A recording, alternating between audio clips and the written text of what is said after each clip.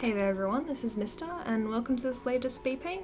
In this one, honestly, as you can see, I wasn't quite sure what I was doing, as usual, but I was trying to focus a lot more on my emotions and how I feel and trying to express that sort of thing.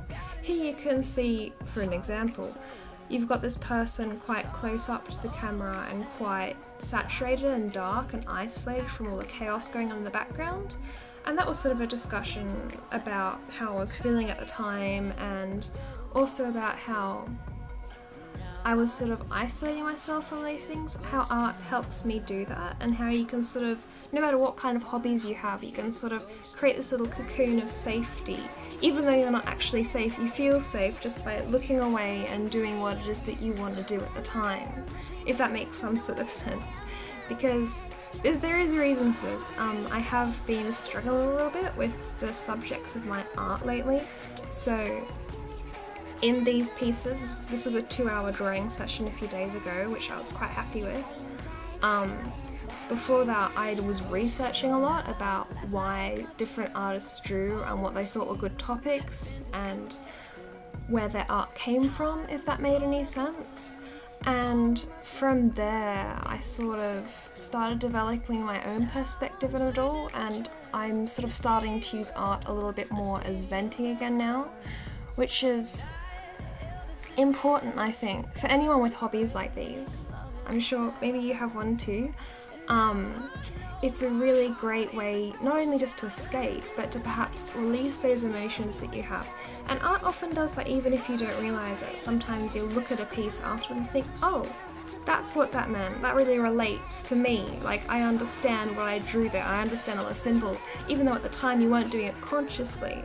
So seriously, art is a beautiful therapy, and if you worry too much about the final result and controlling it too much, I find, for me, it can sort of stop that a little bit. So right now I'm trying to make everything a little bit more free and open and that kind of thing, and if you're struggling with art too, maybe that'll help you out as well.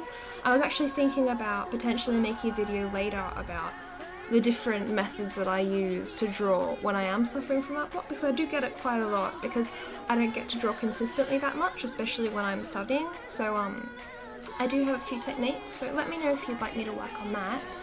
Anyway, back to here. As you can see, this is a very emotional piece again. Its meaning kind of changed as I continued to draw it, but yeah, it doesn't need to have meaning to you. It's okay. You can make your own interpretations. I don't mind. That's one of my favourite aspects of art, actually, having pieces open to interpretation. But anyway,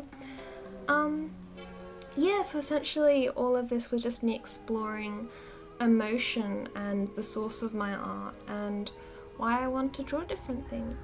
And also, this is beautiful music. I love these, when you swap the lyrics between two different songs, they manage to merge it together into one song. I don't know if I should or not, but I'm absolutely obsessed with this kind of music right now, so I'll add a link into the description. This creator also creates other music like this, which is gorgeous as well, so by all means check them out. Hope you have a lovely week, and I'll see you in the next one.